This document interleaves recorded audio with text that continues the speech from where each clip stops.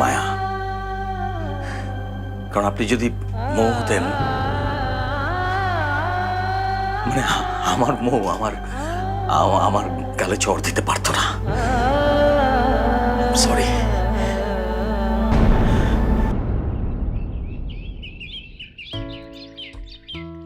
দাও ঘড়িটা প্লিজ। ওহো, আজ অনেক বেশি দেরি হয়ে গেল অফিসের জন্য। আর কখনো মনে ওকে যাব না। সে কি কথা? সকালের হাঁটা তো শরীরের জন্য ভালো। যে কারণে যেতে চেয়েছিলাম সেটাই যখন এখন আর দরকার নেই, তাহলে আর যে কি হবে?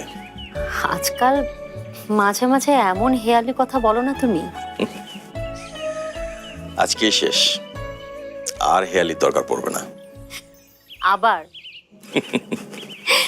শোনো, আজ না দীপ্ত প্রভাতীতে একটা মেয়ের গান শুনলাম।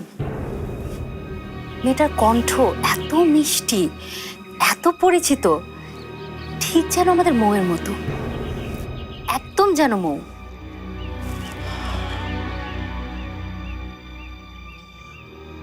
স্বামী, সে মৌয়ের মতো, মৌ না।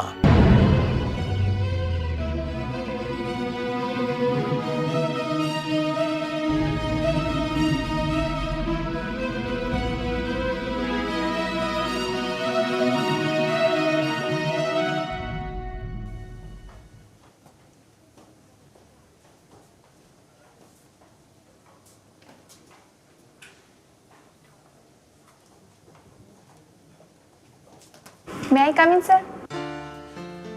Yes, come in.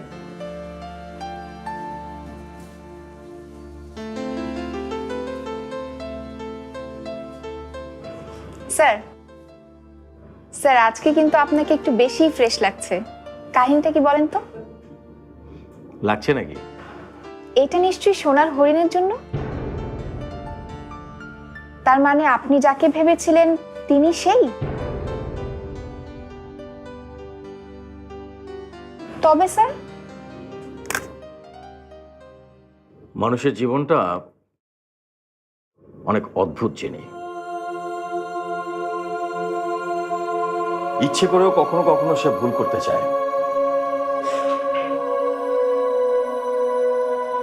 ভুল জিনিসটাকে সে সঠিক ভাবতে চায়।